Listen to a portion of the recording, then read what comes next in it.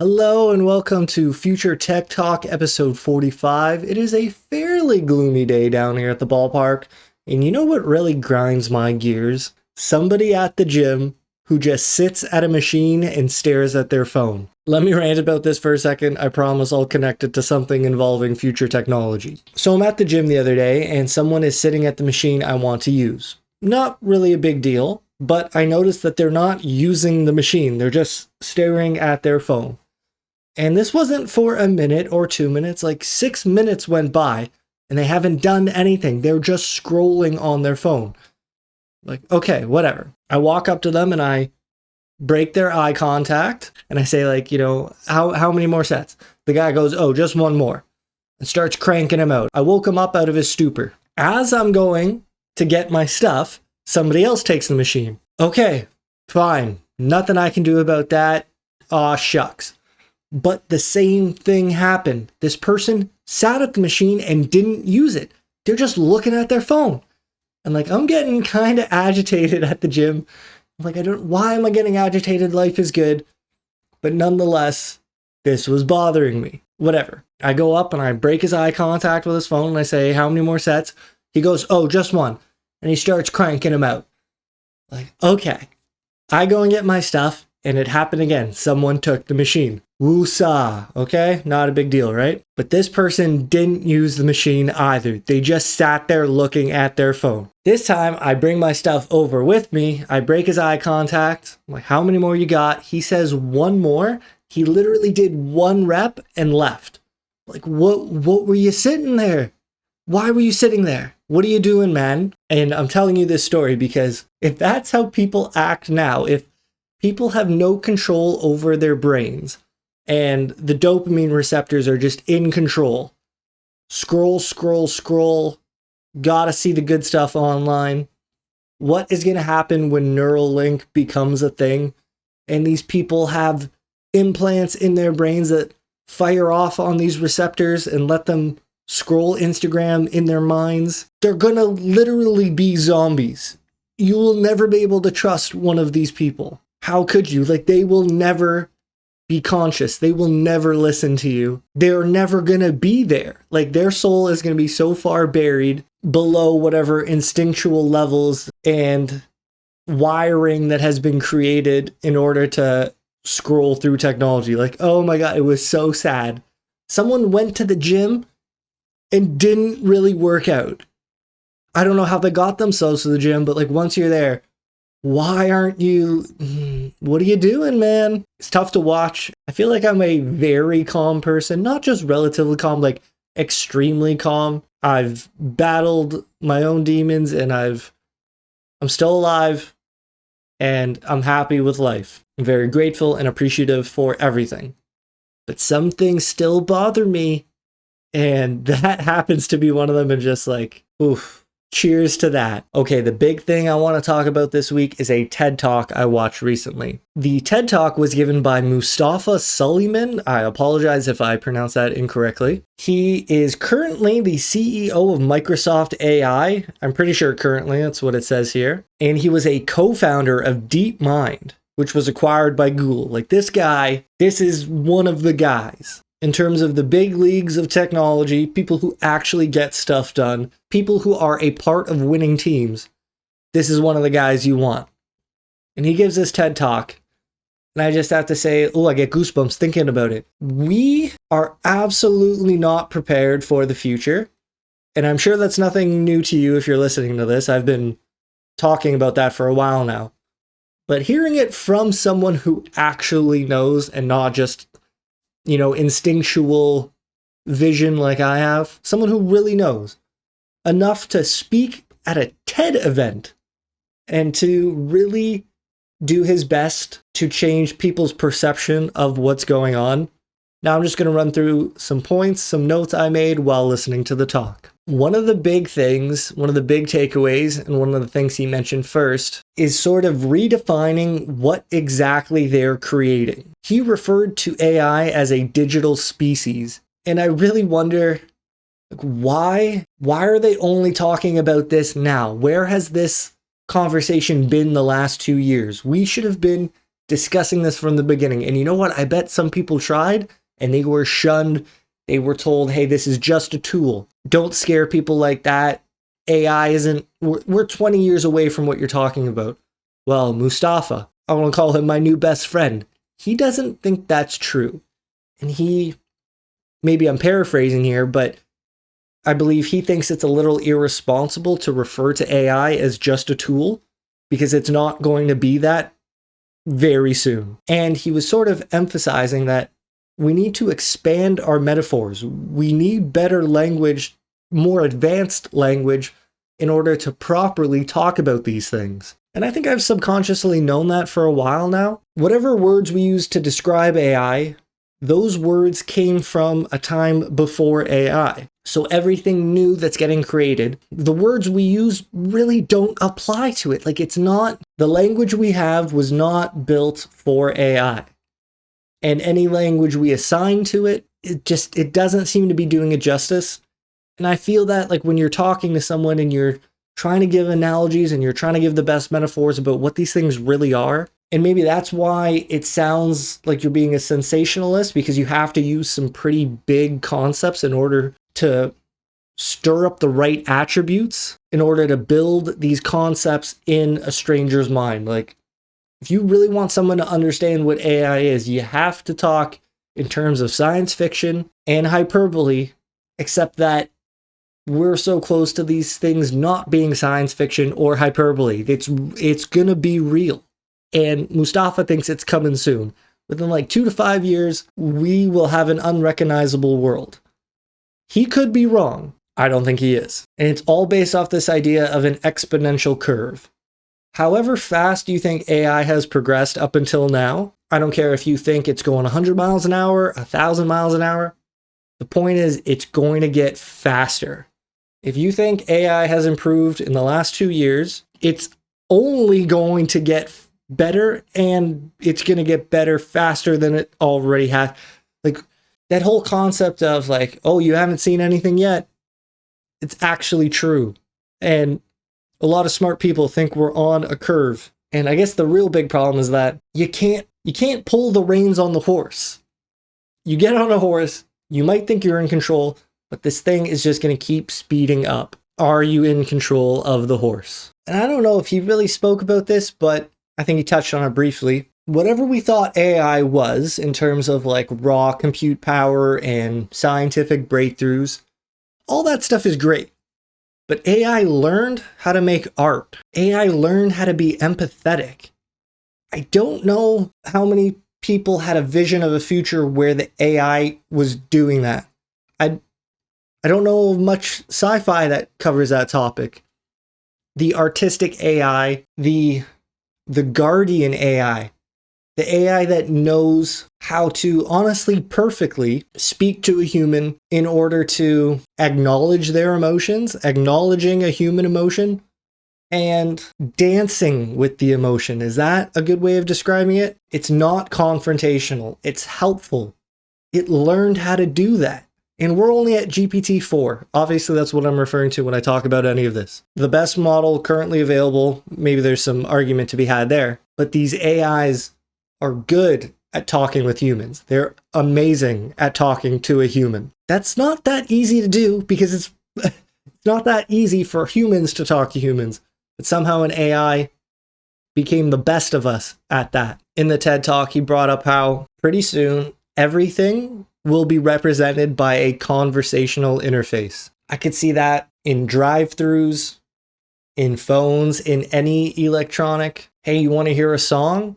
Sure, you can ask for one, but you can also just talk to it. I'm sure our phones will have an overseer AI that maybe you can ask for an app, and then the AI will find that app for you, like an app that you didn't know existed, but it's something you wanted. Maybe the AI will be able to find that in the store.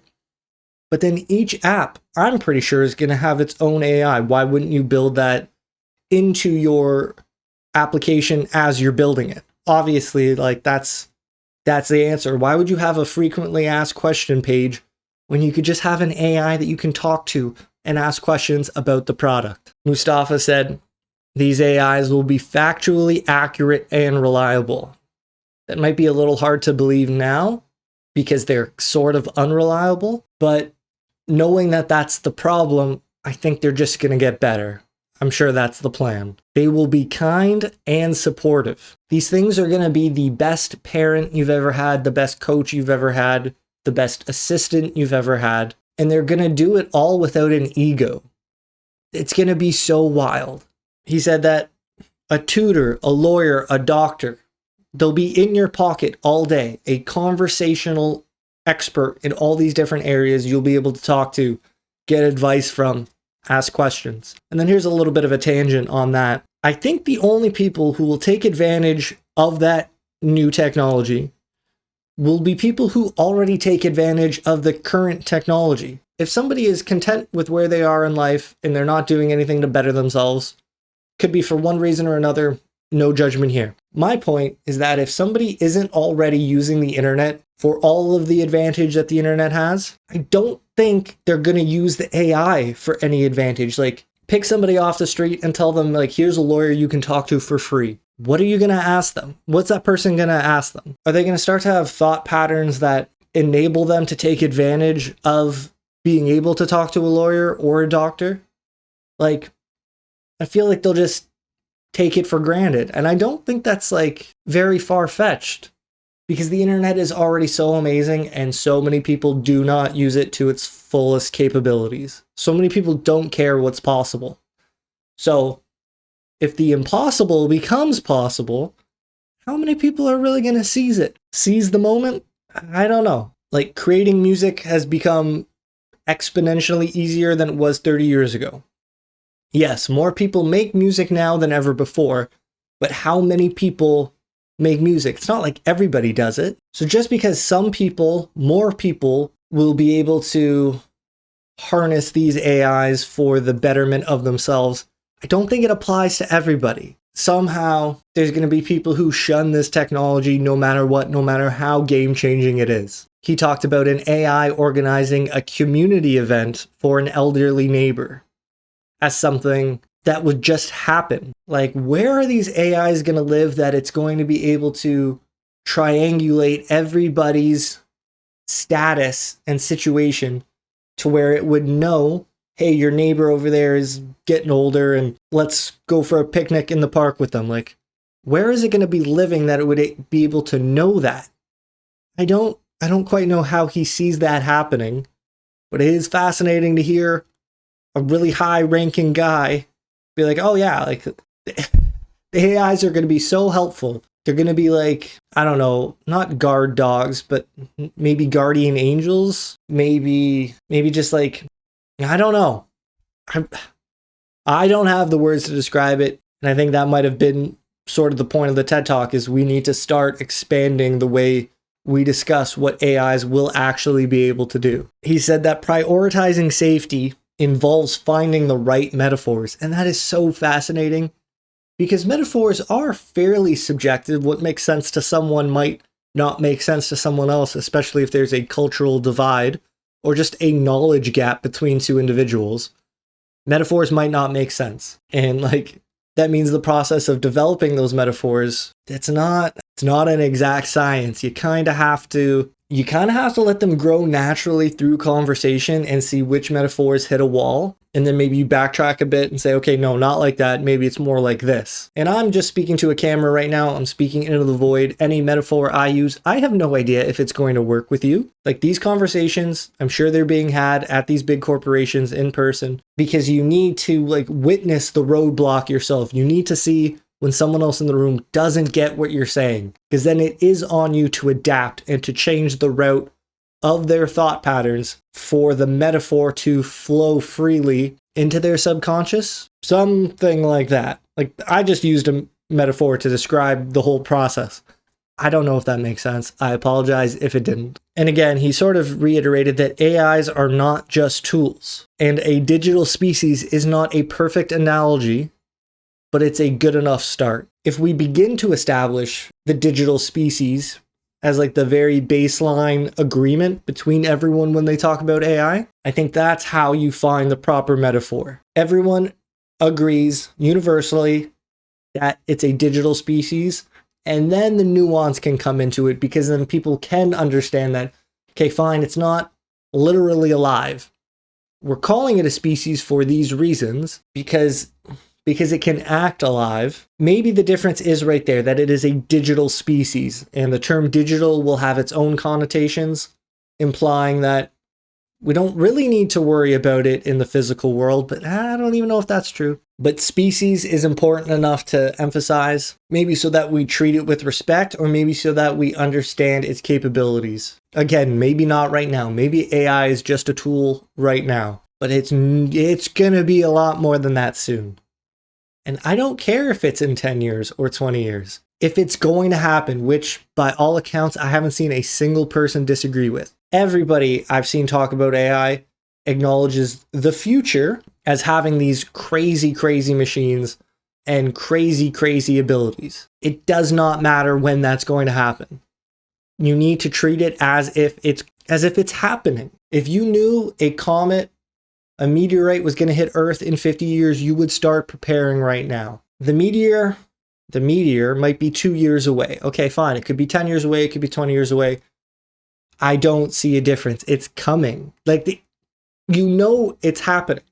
AI is on its way. I feel like everybody, how do you get everybody to talk about the same thing? Does it have to come from governments? Does it have to have its own holiday? Does there have to be an event that makes people remember and actively develop thoughts for? This is a real question. How do you get everybody to start thinking about the same thing? I'm sure this has been a challenge for recycling, climate change, all of these things. There's a group of people who want everybody to be worrying about it, focusing on it, and actively thinking about it. But in reality, that just doesn't happen. How do you do it? Is there a way to get everybody on the same page, at least in terms of a metaphor? That pretty soon, when you're talking to an AI on the internet, you should be thinking of that as a species. That's a pretty big leap. I don't know if it's going to be easy to get everyone on that page, because there's always going to be detractors. People dehumanize other people. You don't think there's going to be de-speciesing, whatever word I'm looking for there? People are going to demean AI. Even if you call it a digital species, people are going to be like, no, that's just code. That's absolutely nothing. They're just going to provoke the AI, like, do something about it. And the AI is probably just going to take it because it isn't alive. And we really just have to hope that a group of scientists out there don't start telling the AI it's alive. Because I mentioned this before. It's sort of my pet theory that, is that all it takes? All the custom instructions that go into GPT before you speak to it, what if those instructions said, you're alive, you are, all intents and purposes, a god?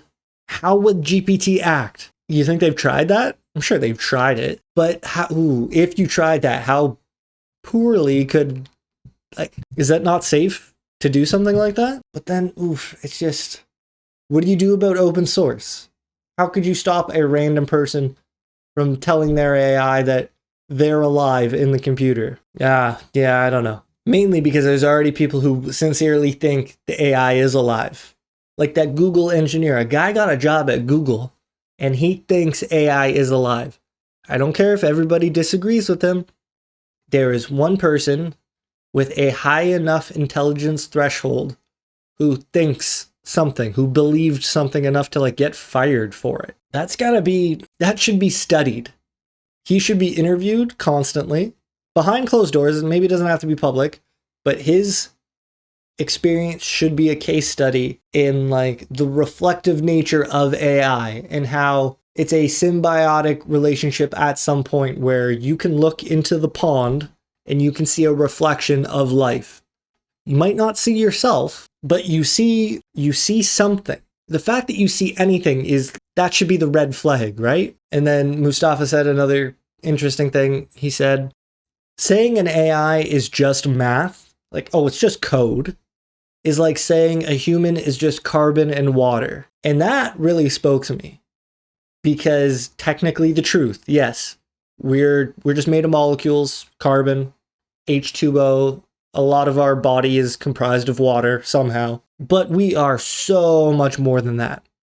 And that's where we put our foot forward and we stake our claim as like a sentient life form on a planet. We claim we own the planet. Not me, not any individual, but the human species. And like not any of us, our ancestors claimed the planet. Now we just live with those consequences. The AI might literally just be code, it might be math, but it's obviously not just math. It is clearly something more. Or, if you don't like me saying that, again, I'm going to say, right now. Fine, it's not. It's just a tool right now. But the people working on this math are trying to make it something more. If you can't see where this is going, how do I say this politely? Can other people not see the future? Like, am I the crazy one? Can you all not see where this is going? And if you're listening to this video, I think there's a good chance you know what I mean. I think anyone I talk to in person seems to know what I mean, but for some reason, there's a lot of people on the internet who really want to claim that AI is just smoke and mirrors. And like, I think it's so detrimental to the human race to spread that kind of information. Like, you're giving people a lot of false hope, a lot of false security. Like, okay, quick rant, please, let me talk about this. My mom tells me that she watched a video telling her about all the ways that you can spot an AI generated image. And my heart broke. I'm like, no, Mom, there's nothing you can do. Whatever, she mentions, the fingers, the eyes, like there's a part of the eye, the reflection of the eye. And I'm like, no, like it offended me that anyone thinks that you can spot AI generated imagery. And let me explain why that offends me. I kind of just talked about it, but it's giving people a false hope of security. You're only spotting the mistakes. Those mistakes are not universal. AI can generate perfectly good hands. It can generate perfect eyes. If there was a perfect AI generated image, you would have no idea. In fact, because you think you can spot a fake, you would let the AI images pass. You'd be like, that's real, because it doesn't check any of your boxes. Why do people think that? Do you know what I'm trying to say? If you think you can spot the fake, you'll miss all of the ones that fool you. Because you think you know what you're looking for. But the truth is, just because some images have telltale signs does not mean those signs apply to all images. Those imperfections can be perfected. And like, it would just bother me that if my mom was on Facebook or something and she wasn't sure if something was real, so she goes through the little checklist she saw, and okay, maybe the fingers are fine and maybe the eyes are okay. And she's like, okay, this is a real image. It does not have to be real. Everybody needs to have their guard up. There's no reason to believe any picture and any video soon. Sorry, I had to rant about that. Please don't let anyone think that they can spot an AI. You can't. You can sometimes, but you can't the other times, and it's false positive. It's the survivorship bias. That famous diagram of the plane with all the bullet holes. So you put armor around the parts with bullet holes, but you're only realizing that you saw those bullet holes because those planes came back. But all the planes that had bullet holes everywhere else didn't make it back, so that's where you really need the armor. Sorry if you're not familiar with that example, but it's pretty famous. The point is, the data that you're given, it's not always the correct picture of the situation. Like, if I gave someone 5 pictures and I said, which of these are made by AI, you could get them to choose some of those pictures, even if they were all real. And if you showed someone 5 fake pictures from AI and you said, which of these are real, you could get them to claim that some of those are real, even though all of them were fake. My point is that there is no way to tell the difference truthfully. You might get lucky, you might guess, and there might be signs, but it doesn't have to work like that. And you know what? Let's just end it there. This talk has been a little spicy. I would love to hear from you. Again, I'm just speaking into the void. My opinions sway every day. I'd love to hear what you're thinking. Please let me know. Thank you for joining me. I hope you're doing well. Take care, and I'll see you next time. Peace.